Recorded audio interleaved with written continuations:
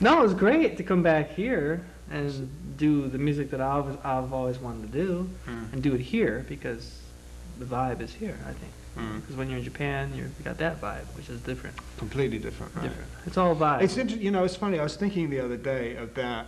The way you've constructed your guitars actually is sort of like an east-west kind of thing. Right. Because if you look at this part of it, right. This is like the eastern part, and this exactly. is like the western part. Right. That's exactly why I made this, because I was influenced by the eastern thing. Right. And it's very cool to see how, you know, you play with the one hand you're playing the east, and the one hand you're playing the west. It's pretty cool. Right. Although a lot of this record is very heavily rock influenced, there are many occasions where this is working as an integral part of the record. Right. Exactly. But I love the sound of this. This is such a cool looking instrument as well as a cool sounding instrument. Yeah, well, it's very functional, you know. I was also really amazed that the amount of power you can get out of this just by, you know, putting this through an amp and going through the rack. Right, right. Well, you know, it's a subtle instrument, but it can be powerful when you want it to be. What's the difference between this one and this one? Well, this one is a totally different guitar. They're made from the same tree, actually. They're sisters or brothers. They're literally brothers or sisters, whatever. But this one, obviously, this has the harp. This one has some special electronics to keep the string sustaining after you pluck a note. So it's the infinite sustain guitar, which we used to very good effect. Yes. To make this record was actually quite a challenge, because how do you present Tim Donahue as a solo artist to the American market, which is ostensibly where we're pushing this record towards? The idea, as I said, came from integrating his playing with some vocal performances from Paul Rodgers, and I think that was the challenge. In order to make that sound interesting, I wanted to make sure that I got as many live performances from Tim as possible, and I kept pushing him to do more improvisation and more jamming on the record than he would normally do. He works within a very tight structure, and what I tried to do was to have him play on top of that structure, and I extricated, I think, some really cool performances out of you. I wanted to make sure that we got a great rhythm section, and that was very key to this whole thing. We got Toss Panos on drums, and we got Jazz Lockery, who happens to be Paul Rodgers' bass player. Now, one of the things you and I talked about was the fact that he plays fretless and you play fretless, which was amazing. I mean, I was sitting there in the control room thinking, God, how the hell how's this going to work? And yet, from the moment you guys started playing, it was like you were locked. The recording process itself was interesting in that there's three musicians who had never worked together before, and from the time that we started in pre-production over the road at Leeds, it was such a warm feeling. You know, the musicians just sort of integrated within, I think, a half an hour. We felt that we had it right. It was wonderful. See, Tim has a very specific guitar. As you can tell, it is a fretless guitar. It is a very beautiful instrument. It has a very beautiful sound, but we also have to make it sound hairy. So in order to do that, we have a Sans amp output, and we feed that into a graphic equalizer, and then we put the other half of that into an amplifier with a lot of hair around it. Yes. You know, big hairy Marshall cabinet with a Hughes and Kettner amplifier. And I thought we got a really cool sound. It's separated, but yet it's integrated. Is that a contradiction in terms? Yes. That's okay. We can always confuse the listeners. It's a good idea. Well, separated in a mix, but integrated sonically. Yeah, integrated sonically. Now, let me see. Yes, how can we do that? Integrated sonically. Ah, yes. You know how we do that? We go into a vintage console of a Neve variety, and we put it through tube compressors and tube equalizers, and out comes a big fat guitar sound. But anyway, yeah, they don't need much. They're the ultimate in simplicity, excuse me. I think because there's no electronics in them. They just go right to the output jacks. They have the synthesizer interface here. Right. There's nothing inside there except just wires to the jack, and that's all I need.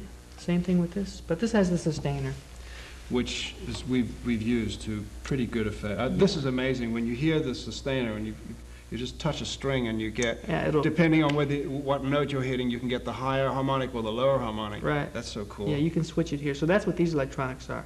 These are the sustainer. Did you make these? No. Oh, that's the Fernandez. Right. This is all Fernandez.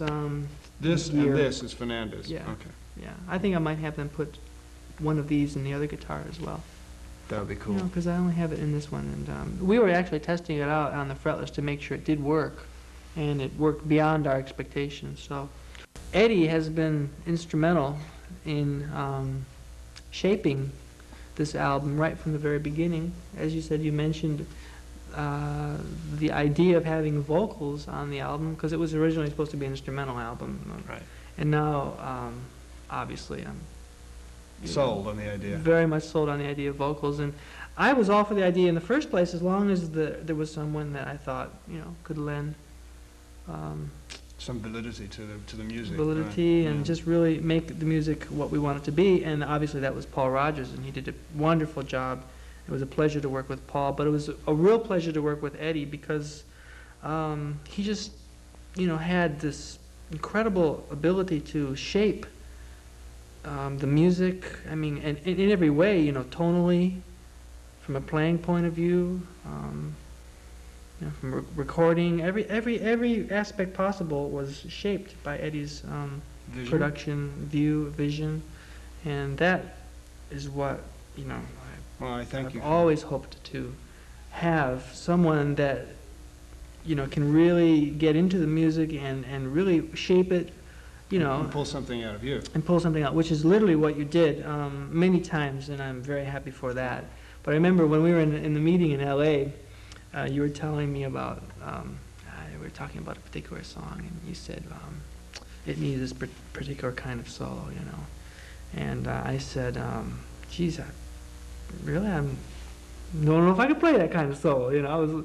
I wasn't, right up with you there as far as what you thought you could get out of me. And you said, I'll get it out of you. I pulled it out of you. I mean, that's exactly what you did. I wasn't sure how much or how, how much would come out is what I was What trying I'm to say. glad about is that you were receptive to the idea. So the thing that goes towards making a successful record is whether the artist and the producer can work together and Right. respect each other's talents enough. And I have tremendous respect and regard for your talent. Oh. And I knew I could get something out of you, and I had the confidence in my ability to be able to get that out of you. But also I knew that you were capable of doing it. You may not have realized it at the time, Right. but I knew that you could do it, because I'd heard. You see, when you don't think about playing, that's sometimes your best Exactly. stuff. And if I can pull a great solo out of you, just completely catch you unawares, which is somewhat of what we've got on tape, Right. I think it's sometimes your best work. Going back to what a producer or an engineer does, and that is if a Jimi Hendrix walks in the studio and starts to play, you hear something that he's playing with such intensity, and you say to yourself, my God, this thing sounds fantastic. How can I put that on tape in such a way that it sounds not only like what he's doing out here, but improves the actual sound, so that it's a shared experience. In other words, he the artist, or you, the artist, plays something. One hears it, and you immediately, if you're in this side of the control room, on the other side of the glass, you want to be able to envelop that sound, put it on tape, and make it one stage bigger than that. Mm-hmm. And then paint a picture from across your speakers so that you hear a sound that just envelops you. Mm-hmm. And that's what I like to try and do when I'm working. I like to try and paint images Mm-hmm. Of sound. Well, that you do. That very much is the approach. And if I've done that, then and I've helped put your sound on tape, then I've done my job.